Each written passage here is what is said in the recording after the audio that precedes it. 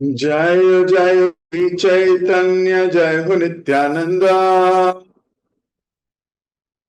जय अद्वैत चंद्र जय गौर भक्त वृंदा। जय जय श्री चैतन्य जय हो नित्यानंदा।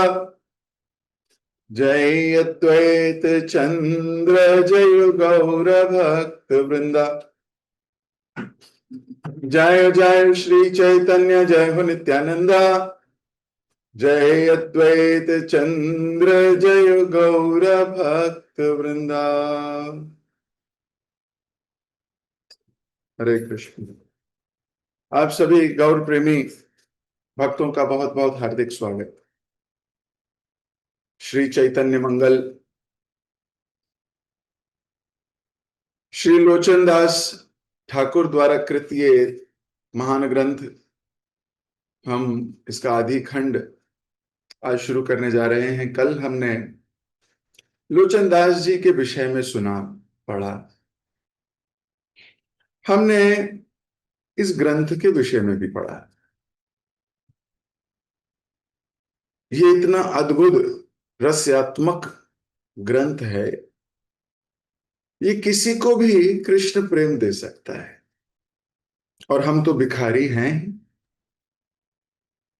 एक ग्रंथ जो हमें कृष्ण प्रेम दे सकता है और एक हम जो कृष्ण प्रेम की भीख मांग रहे हैं, इन दोनों का मिलन हो जाए तो इससे बड़ा सौभाग्य क्या होगा।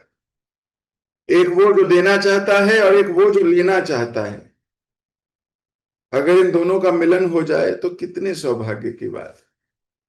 मान लीजिए आप कोई वस्तु इस संसार में ढूंढ रहे हैं,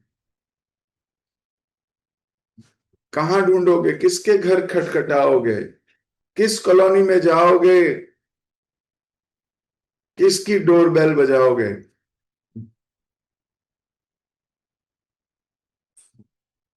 लेकिन मान लो जिसको ढूंढना है उसका पता ही बता दे कोई, तो कितना सरल हो जाएगा, कितना सौभाग्य होगा। तो वही सौभाग्य है हमारा। हम अनादिकाल से विभिन्न विभिन्न शरीरों में जो ये यात्रा कर रहे हैं, ये यात्रा कृष्ण की ओर ले जानी चाहिए। हर नदी समुद्र से मिलना चाहती है, सच बात यही है। सो हमारी इस लंबी यात्रा में हमें कृष्ण तक पहुंचना है। तो अगर कोई ग्रंथ, अगर कोई भक्त, अगर कोई ऐसी सपोर्ट मिल जाए जिससे हम कृष्ण तक तीव्रता से पहुंच सके, उनका प्रेम प्राप्त कर सके, तो वो तो सौभाग्य से कम थोड़ी है।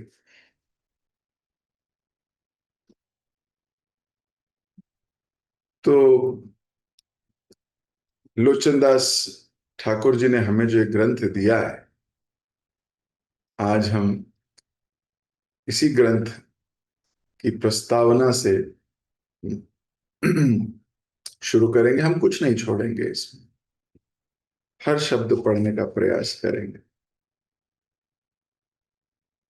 ग्रंथ जो लेखक है उसका उद्देश्य भी वही है और जिसने प्रसारित किया है उसका उद्देश्य भी वही है। ग्रंथ द्वारा वैष्णव जनेर कृपा पाई, वैष्णव कृपा कृष्ण लाभ होए भाई। तो वैष्णव कृपा से कृष्ण लाभ होता है। तो कल हमने पढ़ा, ये ग्रंथ गुरु की आज्ञा होके लिखा गया। ये किसी का व्यक्तिगत मन नहीं है, ये किसी का व्यक्तिगत इच्छा नहीं है।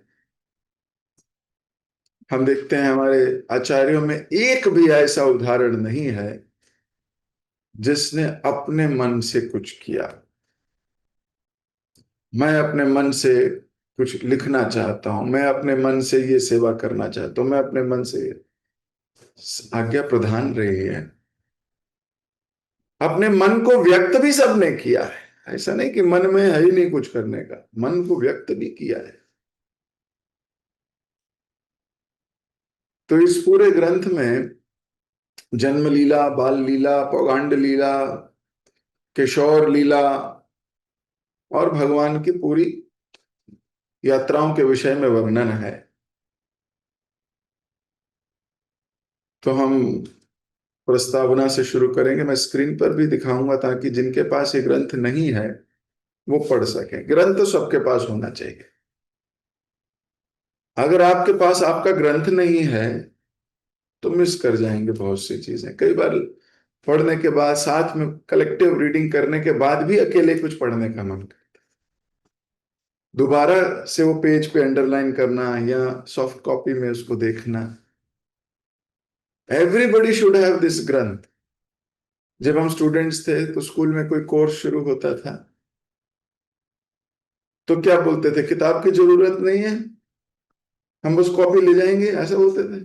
नहीं, सबके पास किताब होनी चाहिए। कई बार टीचर तो क्लास के बाहर खड़ा कर देती थी कि बाहर खड़े हो जाओ, तुम्हारे पास बुक नहीं है। स्पिरिचुअल लाइफ कुछ अलग नहीं है। Everybody should have a copy. हमारी पर्सनल, देखिए थोड़े समय में आप सबके पास अपनी एक लाइब्रेरी होगी। हम इतने ग्रंथ कर रहे हैं एक एक करके, तो देखिए कितना अच्छा होगा। जिसके घर में किताबें हैं, ना केवल उसका कल्याण होगा, उसकी आने वाली पुश्तों का भी कल्याण हो सकता है। कोई और पढ़े कभी, जो पढ़ेगा उसका लाभ होगा। तो पहला तो हम सबके पास चैतन्य मंगल ग्रंथ सॉफ्ट कॉपी में या हार्ड कॉपी में होना चाहिए, ताकि आप आराम से इसको कभी पढ़ सकें क्लास के बाद भी। मैं अभी आपकी स्क्रीन पर दिखा रहा हूं। प्रस्तावना से शुरू करते हैं।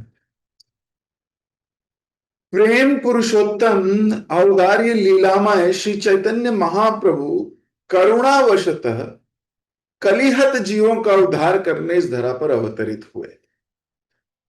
वास्तव में वे ही लीला पुरुषोत्तम कृष्ण हैं।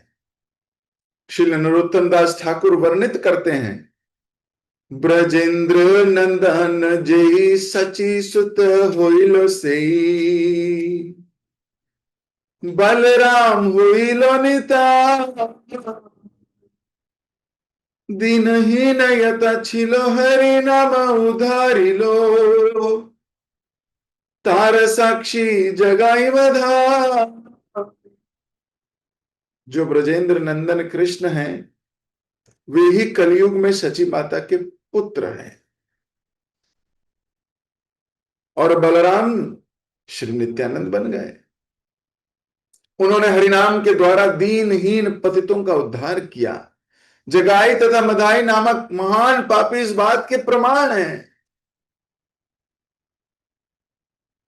युगों युगों में भगवान विभिन्न रूपों में अवतरित होते हैं, परंतु कलयुग में परम भगवान श्री कृष्ण अति वदान्याय होकर श्री चैतन्य के रूप में अवतरित होकर योग्य अयोग्यता का विचार किए बिना सभी को कृष्ण प्रेम से सरोबार करते हैं। श्री कृष्णदास कविराज जी कहते हैं, श्री कृष्ण चैतन्य दया करह विचार, विचार करिते चित्त पावे चमत्कार। यदि आप सचमुच तर्क में रुचि रखते हैं तो इसका प्रयोग चैतन्य महाप्रभु की कृपा को कीजिए। यदि आप ऐसा करेंगे तो पाएंगे कि वह अत्यंत अद्भुत है। महावदान्याय अवतार श्री चैतन्य महाप्रभु का प्राकट्य जड़ जगत के बद्ध जीवों के लिए एक महान वरदान है। भगवान के अनंत अवतार हैं जो हर युग में प्रकट होकर भक्तों की रक्षा और असुरों का विनाश करते हैं। परंतु परम भगवान जब श्री चैतन्य महाप्रभु के रूप में प्रकट होते हैं तब वे भक्त और अभक्त दोनों पर ही अपनी कृपा का वर्षाव करते हैं। वे सभी जीवों को उनकी योग्यता का विचार किए बिना ही अति दुर्लभ कृष्ण प्रेम सरलता से प्रदान करते हैं। श्री कृष्णदास कविराज गोस्वामी अपनी कृति श्री चैतन्य चरितामृत में लिखते हैं, पात्र पात्र विचारी नाही नाही स्थान स्थान, ये है यहां पाए ताहा करे प्रेम दान। भगवत प्रेम का वितरण करते समय श्री चैतन्य महाप्रभु तथा उनके संगियों ने कभी यह विचार नहीं किया कि कौन सुपात्र है और कौन नहीं है। इसका वितरण कहां किया जाए और कहां नहीं। उन्होंने कोई शर्त नहीं रखी। जहां कहीं अवसर मिला, पंच तत्व के सदस्यों ने भगवत प्रेम का वितरण किया।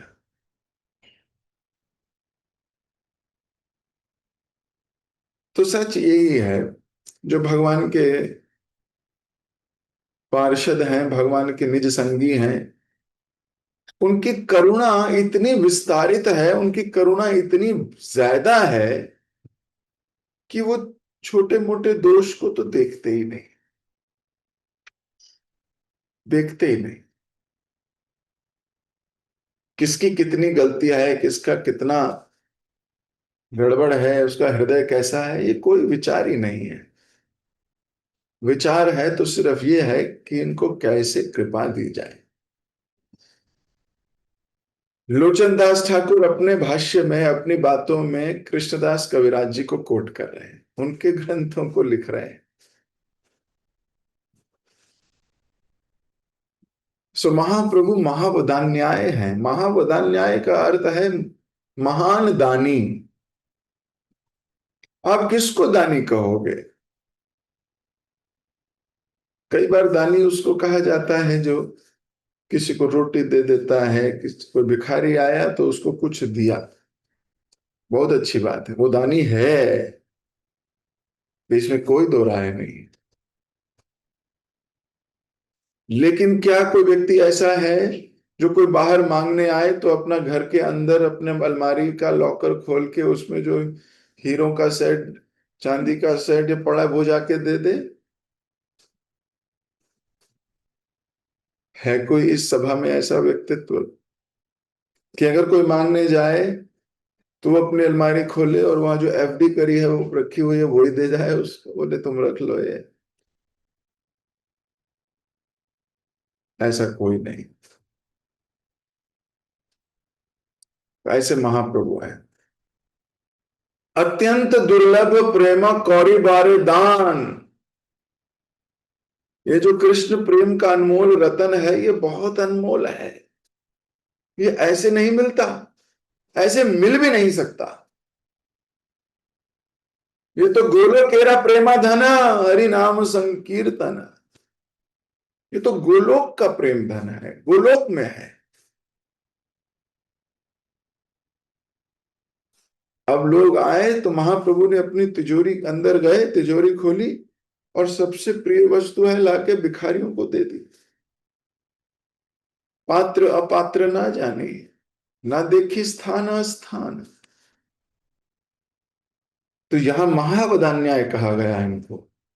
महावदान्याय है, केवल दानी नहीं है, महान दानी है। जो कोई दिखता था अंदर जाके तिजोरी से थोड़ा निकाला और दे दिया। हम संसार में मटेरियल वस्तुओं को ज्यादा भाव देते हैं, स्पिरिचुअल वस्तुओं के तो कोई भाव ही नहीं है। जो कोई मटेरियली थोड़ा सपोर्ट करे वो ज्यादा सपोर्टिव आदमी है। जिसने कृष्ण भक्ति दे दी उसका कोई मूल्य ही नहीं है। क्यों? क्योंकि हमें वो कॉन्शियसनेस, हम चीप हैं, हमारे कॉन्शियसनेस चीप है, तो हम हरिनाम को भी चीप ले देते हैं।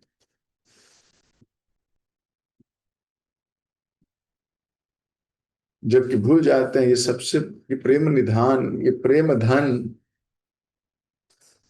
भक्त चलते फिरते ऐसे ही बांट जाते हैं, ऐसे ही। तो क्योंकि ऐसे ही मिला है तो हमारी कद्र भी ऐसी ही है।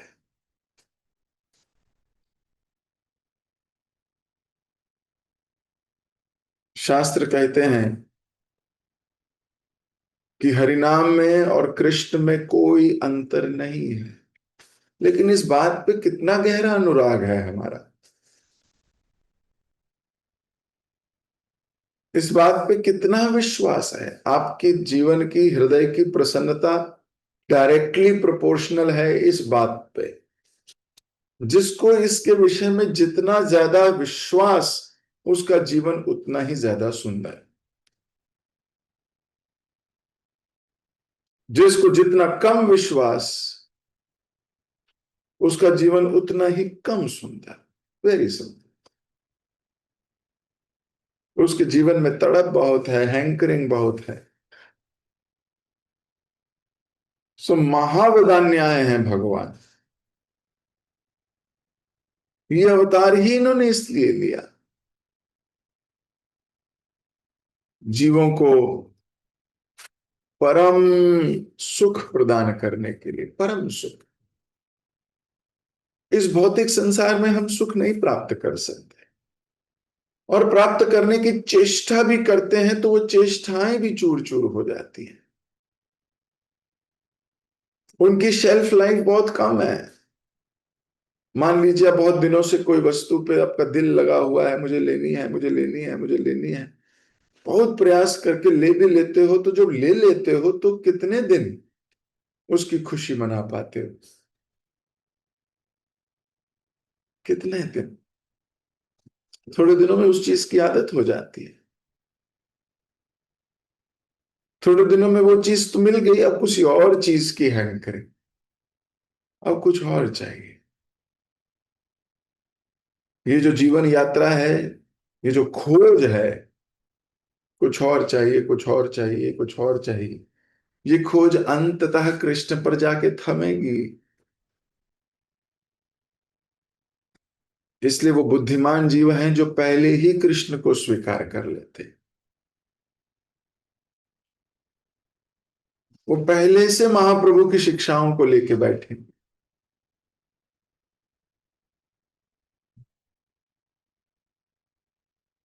श्री चैतन्य देव जगत के जीवों को वह प्रेम रस प्रदान करते हैं जिसका वितरण कोई अवतार नहीं कर पाया।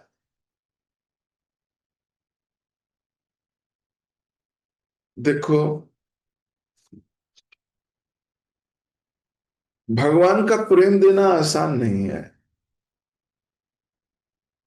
भगवान भी अपना प्रेम नहीं दे सकते, उनका प्रेम दे सकते उनके भक्त।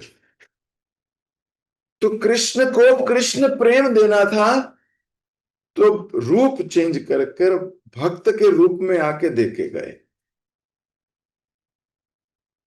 क्योंकि कृष्ण किसी को कृष्ण नहीं दे सकते,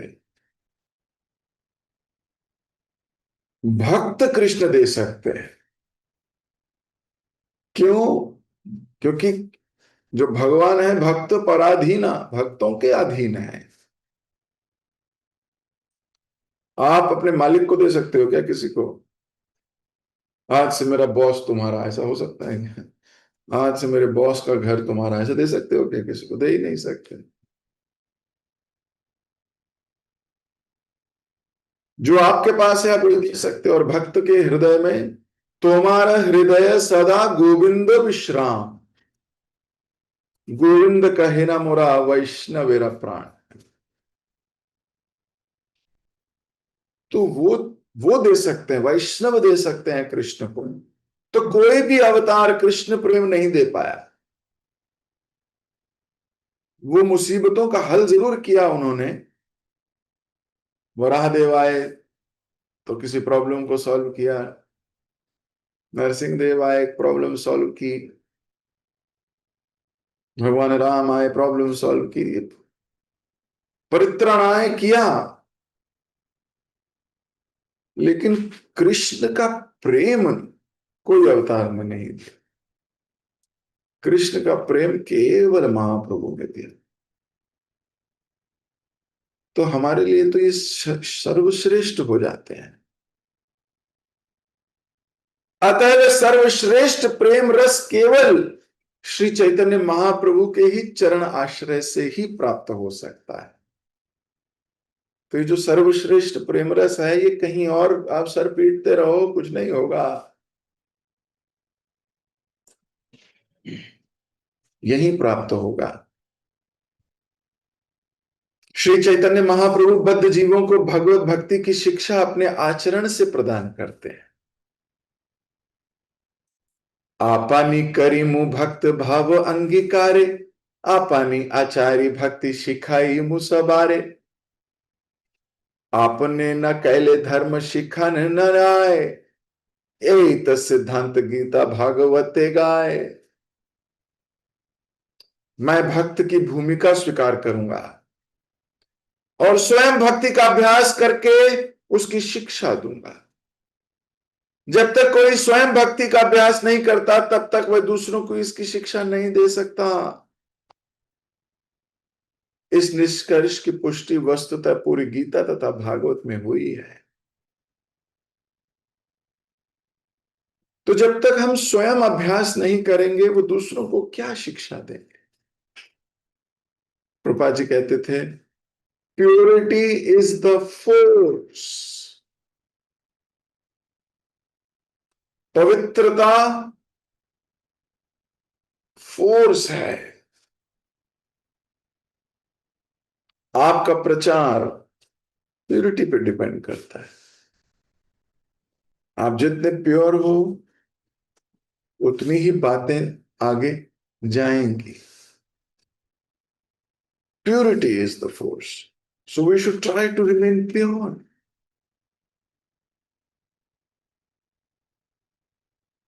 तो इधर चैतन्य मंगल में ये पुष्टि की गई है चैतन्य चरितामृत से लेकर, कि भगवान कह रहे हैं जब तक कोई अभ्यास नहीं करेगा दूसरों को शिक्षा नहीं देगा। पर मैंने तो अभ्यास किया ही नहीं, कृष्ण के रूप में आया तो मैं तो दे गया गीता।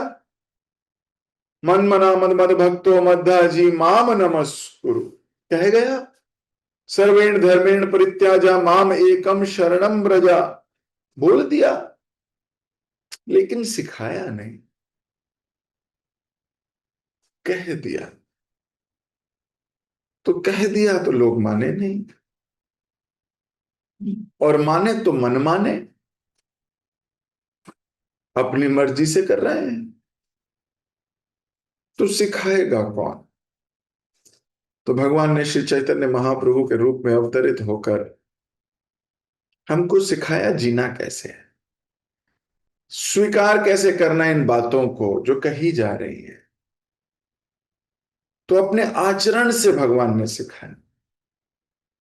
अब जो जितना इसको स्वीकार करेगा उसका जीवन उतना आनंदमय होगा। किसी के जीवन में 10% है, किसी के जीवन में 90% विश्वास है। कोई 10% मानता है, सुनता 100% है, मानता 10% है, उसके जीवन में 10% प्रभाव है। Purity is the force. आप जितने शुद्ध हो ये बातें आपको उतनी ही असर करेंगी। आप शुद्ध नहीं हो तो ये बातें आपको असर नहीं करेंगी। तो अगर असर चाहिए तो शुद्धता लानी पड़ेगी, स्वयं भक्ति का अभ्यास। कृष्ण को भी भक्ति का अभ्यास करना पड़ा, तो हम लोगों की क्या बिसात है। भगवान का ये दिव्य आचरण में अमृत चरित्र अनेकों ग्रंथों में उनके कृपा पात्र पार्षदों भक्तों ने अपनी लेखनी के द्वारा बांग्ला एवं संस्कृत भाषा में लिपिबद्ध किया है। जैसे श्री चैतन्य चरिता महाकाव्य श्री मुरारी गुप्त, श्री चैतन्य चरितामृत श्री कृष्णदास कविराज गोस्वामी जी ने लिखा, चैतन्य भागवत श्री वृंदावन दास ठाकुर ने लिखा, श्री चैतन्य मंगल श्री लोचन दास ठाकुर जी जो हम पढ़ रहे हैं अभी वो, श्री चैतन्य चंद्रोदय नाटक श्री कवि कर्णपुर ने लिखा। प्रस्तुत ग्रंथ श्री चैतन्य मंगल श्री लोचन दास ठाकुर कृत रचित है। श्री चैतन्य देव के लीला चरित्र का पाठ करने मात्र से बद्ध जीवों के जीवन में मंगल का उदय होता है, इसलिए चैतन्य चरित्र से युक्त इस ग्रंथ का नाम श्री चैतन्य मंगल रखा गया। तो अगर हम चाहते हैं हमारे जीवन में मंगल हो तो ये ग्रंथ है। श्री चैतन्य महाप्रभु परम मंगलमय विग्रह हैं। इसी नाम से श्री वृंदावन दास ठाकुर ने श्रीमान नित्यानंद प्रभु की कृपा से महाप्रभु के चरित्र का वर्णन अपनी कृति श्री चैतन्य मंगल में किया था। एक्चुअली तब वृंदावन दास ठाकुर ने जो ग्रंथ लिखा था उसका नाम चैतन्य मंगल ही था, ये मैंने कल की क्लास में कहा था। बाद में वृंदावन दास ठाकुर ने उसका नाम बदल दिया।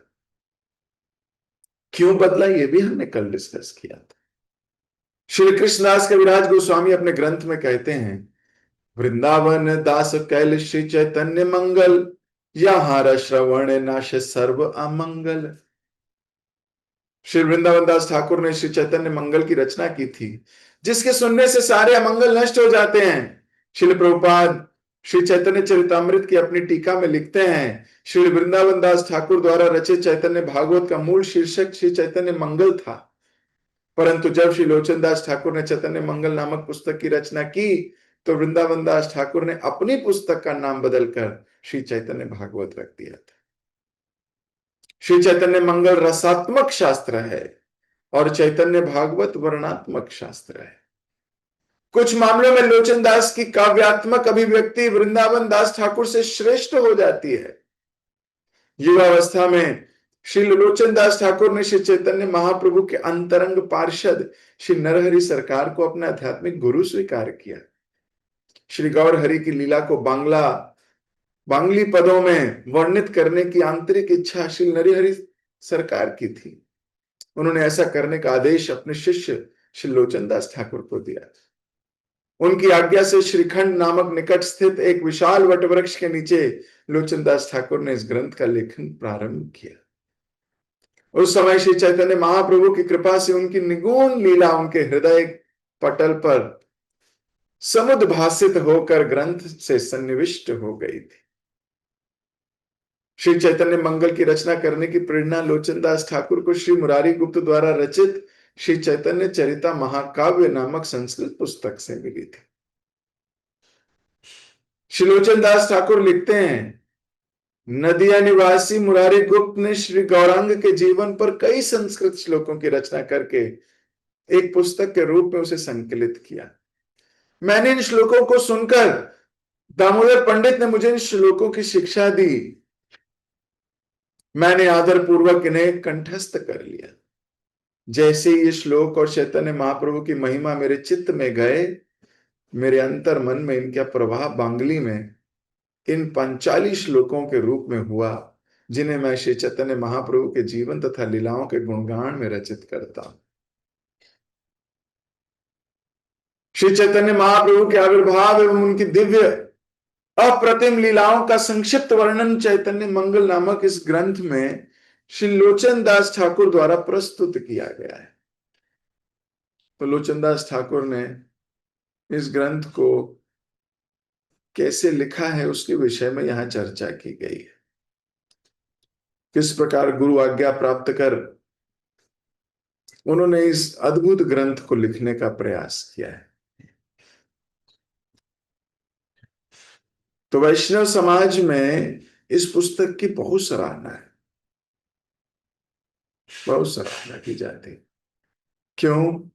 महाप्रभु से जुड़ी हुई बातें कहने का दावा ये 2-3 ग्रंथ ही कर सकते हैं। ये 2-3 ग्रंथ ही प्रमाणिक है। वैसे तो कई लोगों ने महाप्रभु पे लिखने का प्रयास किया है, लेकिन महाप्रभु पे जब लिखा है तो महाप्रभु के विषय में बिना जाने लिखा है। आप पाओगे संसार के सो कॉल्ड लिटरेरी लोगों ने, जो लिटरेचर जानते हैं, जिन्होंने थोड़ी रिसर्च करी है, भौतिक लोगों ने महाप्रभु को भगवान नहीं माना, उनको संत कह के पुकारा है। यहां तक कि किताबों में जो कि बच्चे पढ़ते हैं 8वीं में 7वीं में, वहां पर भी महाप्रभु को सेंट महाप्रभु ऐसे करके लिखा। क्यों? क्योंकि बाहरी दृष्टिकोण से देखा है, बिना भक्त की दृष्टि से उनको आंकने का प्रयत्न किया है। तो संसारी लोग जब किसी वस्तु को देखते हैं तो वो भौतिक दृष्टिकोण से देखते हैं, और जिस दृष्टिकोण से देखते हैं उसी दृष्टिकोण में उनकी बात करते हैं। अब अगर आपकी कोई बात करने लगे भौतिक संसार का लोग, तो क्या कहेगा? कहेगा पता नहीं जी, धोती पहनते हैं, पुराने जमाने के लोग लगते हैं, तिलक लगाते हैं और गले में माला सी डाल के घूमते रहते हैं, हरे कृष्णा करते हैं, पता नहीं क्या करते रहते हैं। संसारी लोग आपको ऐसे जानते हैं, पर भक्तों से पूछो।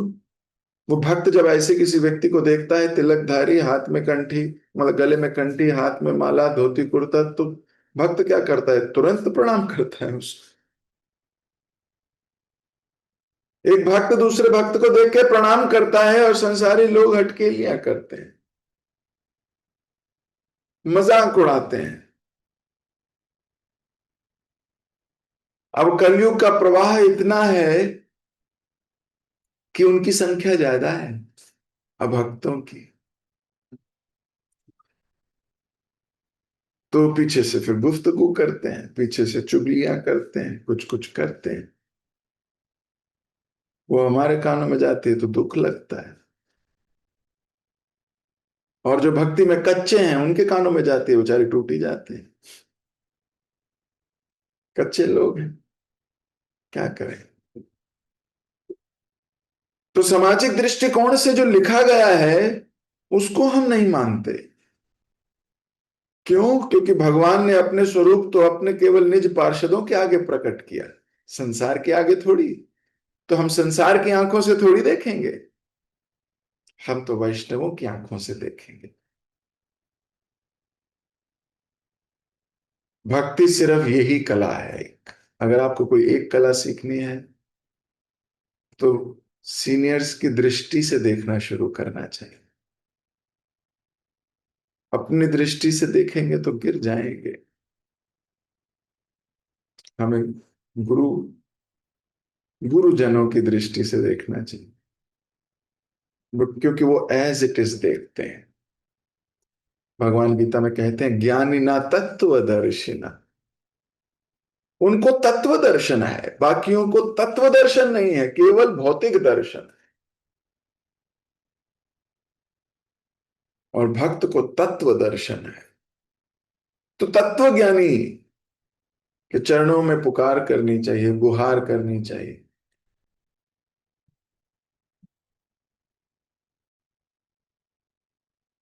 परिप्रश्नेन सेवया उपदिक्षन्ति ते ज्ञानम ज्ञानिनाम तत्वदर्शिनः। वो आपको सही और गलत बताएंगे, हम नहीं। तो महाप्रभु क्या है? महाप्रभु तो गुप्त है, कोई क्या जाने। ये ऐसे पार्षद हैं जो उनको एक्सपोज करते हैं। अभी प्रस्तावना पढ़ रहे थे तो प्रस्तावना में नरोत्तम दास ठाकुर की बात कही गई है। नरोत्तम दास ठाकुर कह रहे थे, ब्रजेंद्र नंदन से सची सुत होइल से। तो हम तो नरोत्तम दास की बात मान रहे हैं। नरोत्तम दास बोल रहे हैं यही है कृष्ण। भक्त एक्सपोज करते हैं। सो ये विचार करना चाहिए। महाप्रभु की दिव्य लीलाएं हैं, आसान नहीं है। महाप्रभु स्वयं भगवान कृष्ण है।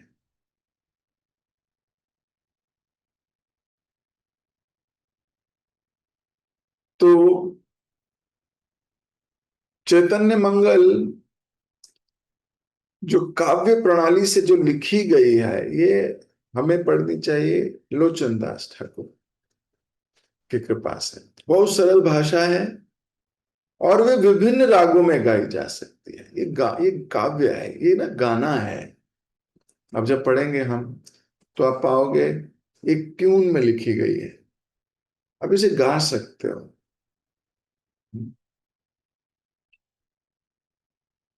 एक और भक्त हैं जयानंद ने, एक उन्होंने भी चैतन्य मंगल नामक पुस्तक लिखी। वो ठीक पुस्तक नहीं। भ्रमित नहीं होना चाहिए।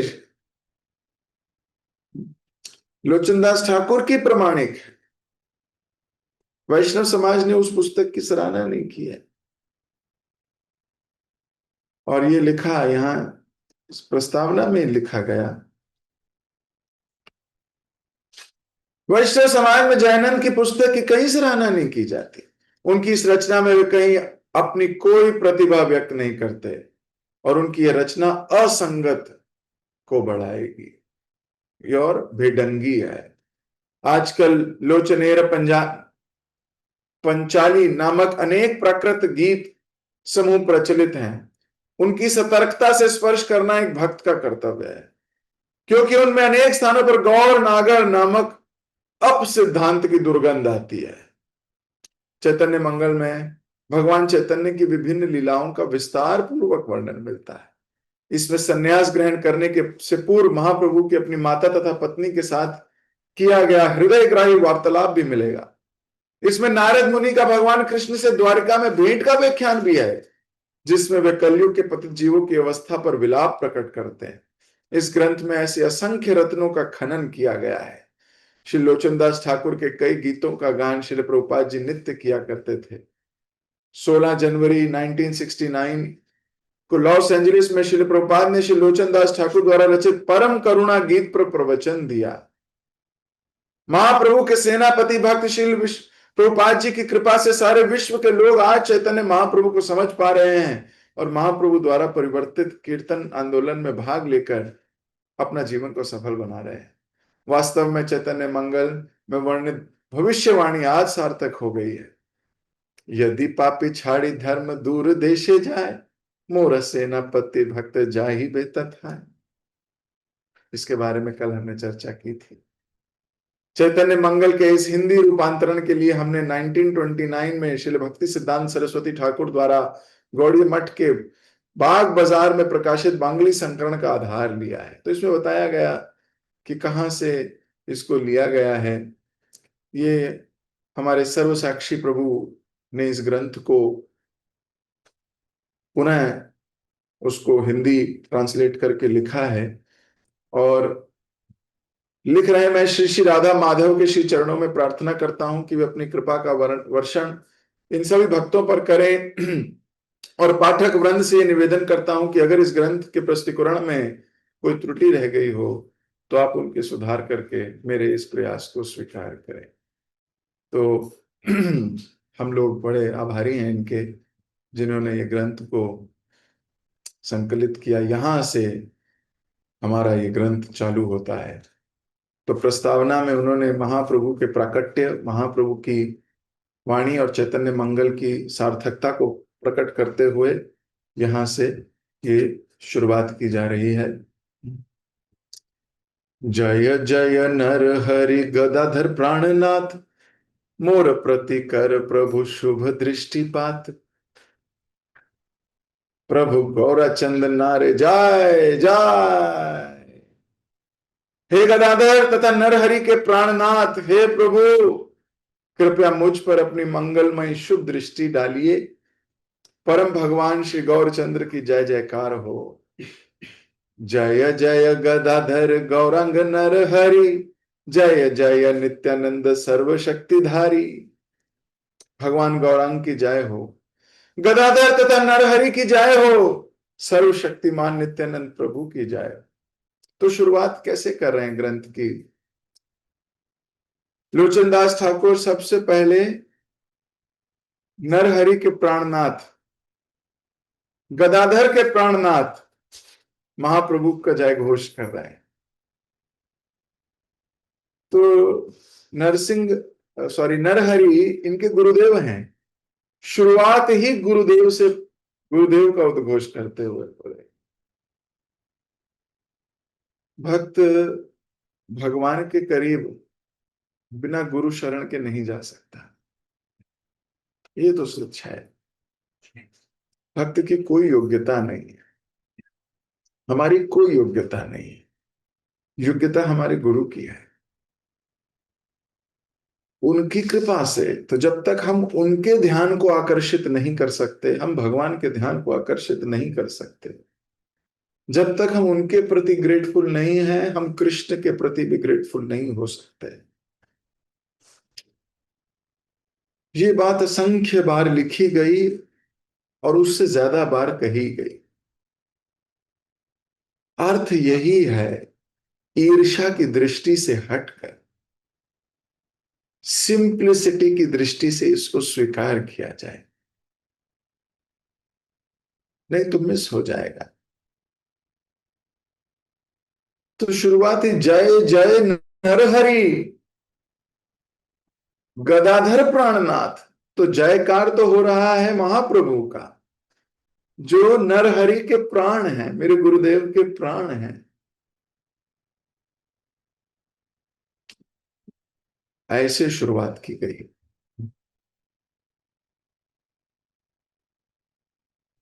तो ये भक्त का भाव है,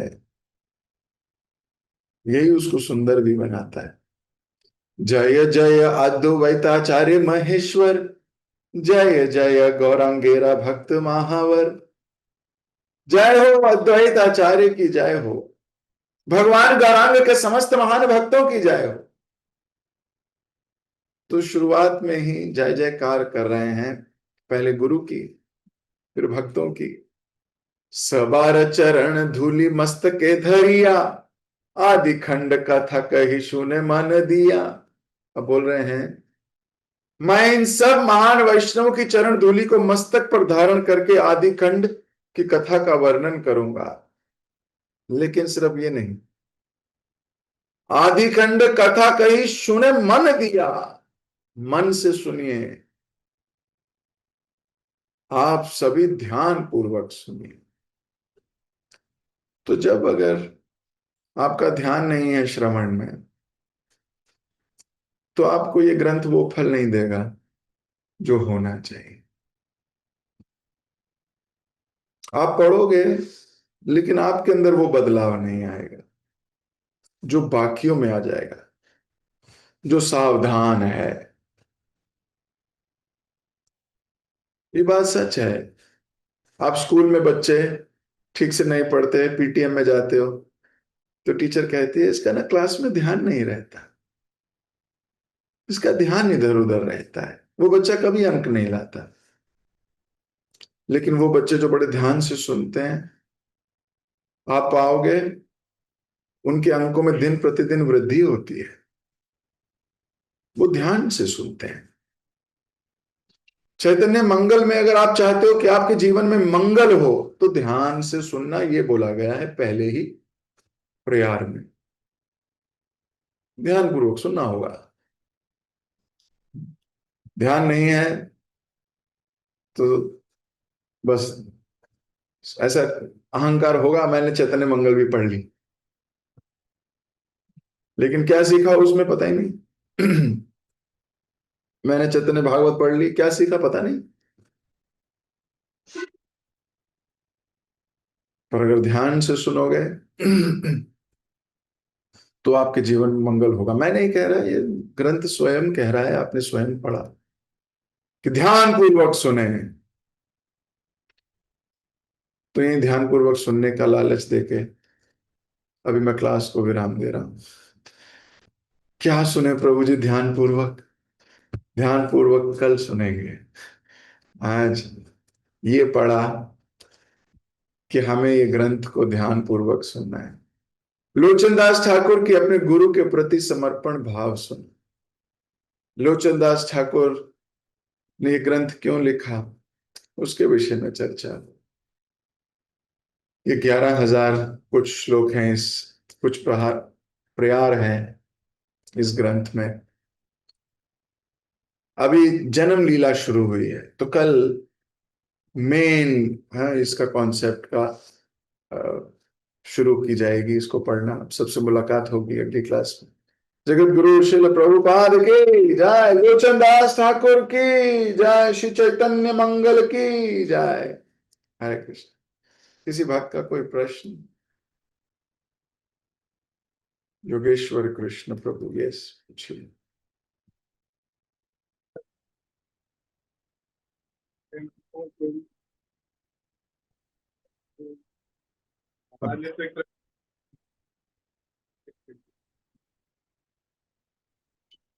हरे कृष्ण पूजा, आवाज आ रही है प्रभु हाँ जी, अब आ रही है। जी? थैंक यू सो मच प्रभु जी। हमारे लिए तो मतलब पर्सनली मेरे लिए ये एक तरह से खजाना है जो आप पिटारों में से निकाल निकाल के ला रहे हैं। मतलब हमने तो सुना भी नहीं था इन ग्रंथों के बारे में, और आपके मुख से हमें सब सुनने को मिल रहा है।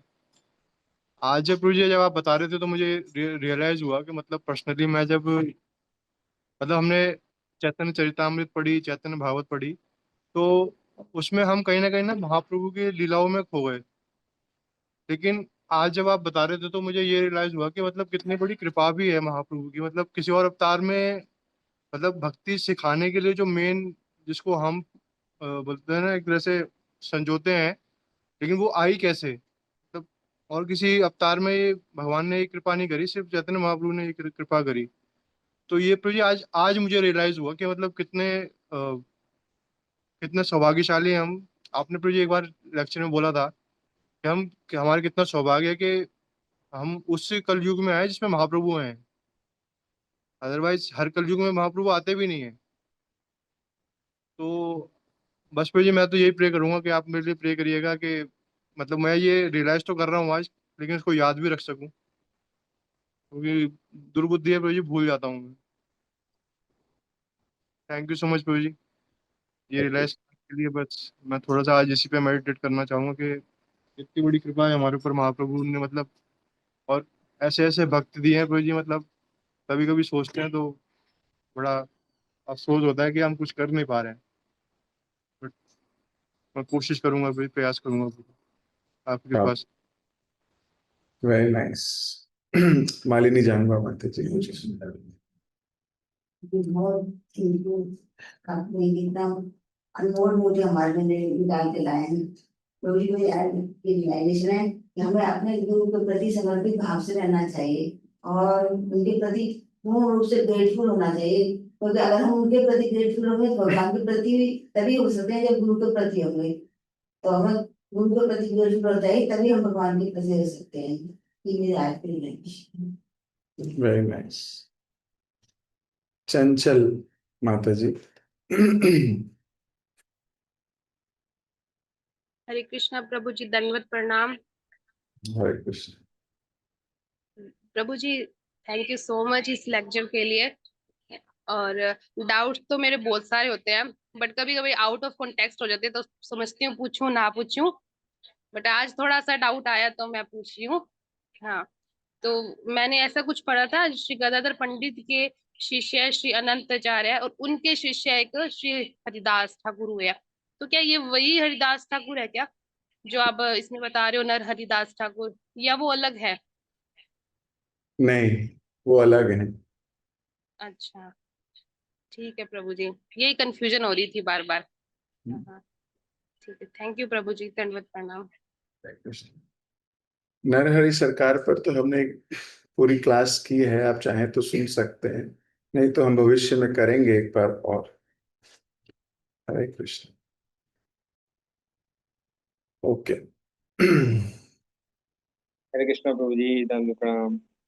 थैंक यू सो मच प्रभु जी, बहुत सुंदर क्लास के लिए। आज की क्लास में आपने हमें ये बताया कि महाप्रभु महावदान्य है।